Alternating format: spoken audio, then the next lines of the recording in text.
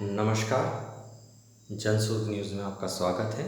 मैं प्रदीप तिवारी। देश में एक नई तरीके की बहस छिड़ गई है। बहस है इंडिया बनाम भारत की। वैसे तो ये बहस कोई नई नहीं है। पुराने समय से पुराने समय से ही भारत को मानने वाले एक विशेष विचारधारा की बात रखते रहे हैं और इंडिया को मानने वाले एक अलग तरह की विचारधारा को रखते रहे हैं।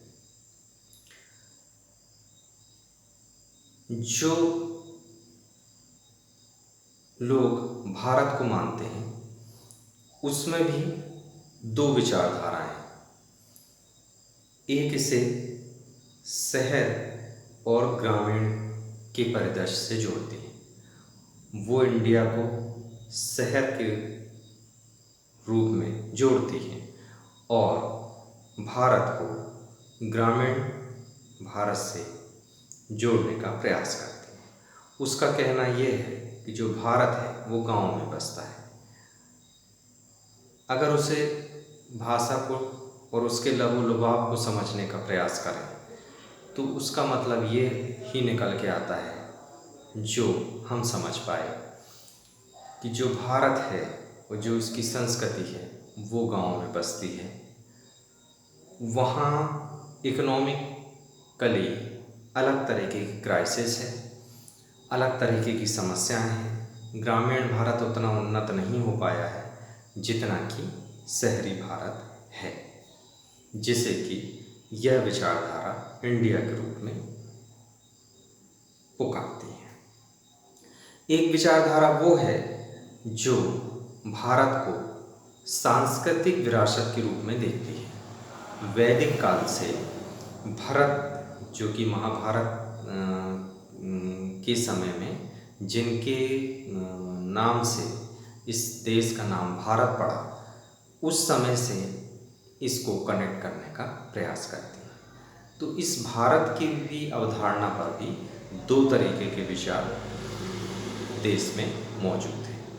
वहीं इंडिया का अगर बात करेंगे तो इंडिया में भी दो तरीके की विचारधारा है। एक विचारधारा कम्युनिस्ट विचारधारा है जो एक इस पुरातन सनातन या भारतीय संस्कृति बोलेंगे उससे विलग एक अलग तरीके की दुनिया वो भारत में देखती है। बहुतायत में इसके लोग धर्म को नहीं मानते हैं और अधिकारों की और न्याय संगत व्यवस्था की बातें करते हैं।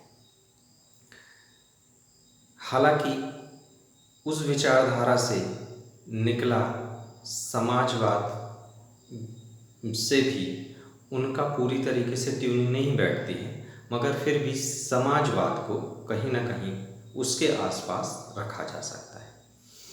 ये जो पूरी कवायद चालू हुई, ये चालू हुई आरएसएस प्रमुख, राष्ट्रीय स्वयंसेवक संघ प्रमुख मोहन भागवत जी के कथन से। उन्होंने कहा कि हमें देश को भारत कहना चाहिए और इंडिया कहने से बचना चाहिए। फिर अचानक ये बात आती है कि जो है संसद का स्पेशल सेशन आएगा और उसमें ये रेजोल्यूशन केंद्र सरकार की ओर से जारी किया जाएगा और उसे उस सेशन में पास करवाया जाएगा। हालांकि अभी तक सरकार की ओर से ऐसा कोई नोटिफिकेशन जारी नहीं हुआ और इस तरीके का कोई भी उसके विषय के विषय में अभी तक कोई स्पष्टीकरण या किसी तरीके का नोटिफिकेशन अभी तक नहीं आया है। तब ये फिर बात आखिर क्यों आती है? तो इसके कई कारण हैं। एक तो जो G20 मीट है उसकी बुकलेट में जो लोगों को दिया गया उसमें जो जिक्र है वो ये किया गया, उसमें लिखा गया Bharat the mother of democracy. फिर बीजेपी के स्पोक्स पर्सन संबित पात्रा एक फ़ोटो शेयर करते हैं जिसमें इंडोनेशिया में जब प्रधानमंत्री जाते हैं तो उनके विजिटिंग आईडी में प्राइम मिनिस्टर ऑफ भारत ये लिखा होता है।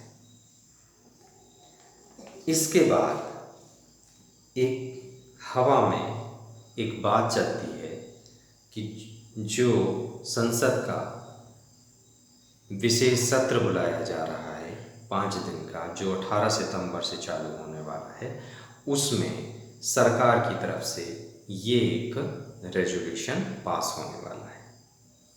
विपक्ष इसका विरोध करता है।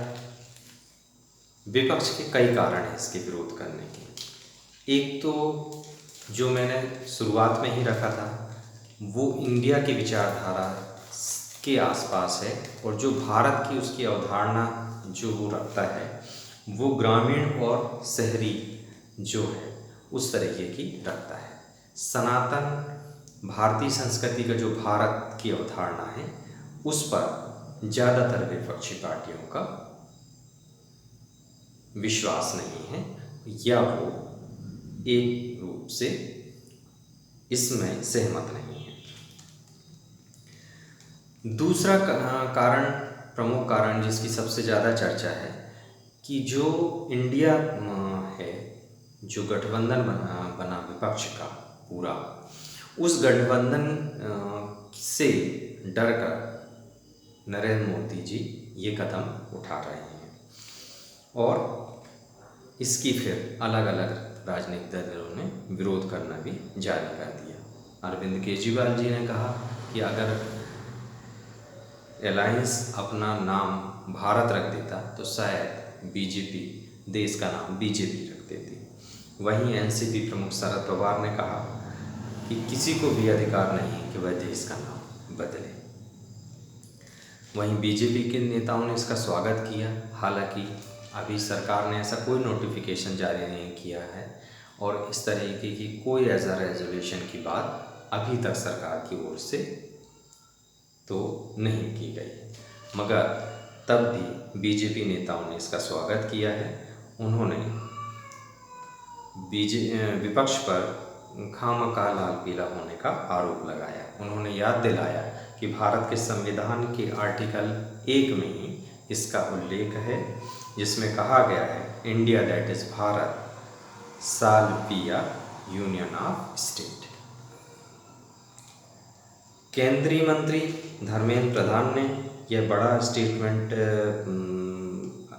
बताया अगेंस्ट कॉलोनियल माइंडसेट जिनकी की हैं, और इस पर हमें गर्व है। जो भारत है वो हमारी पहचान है,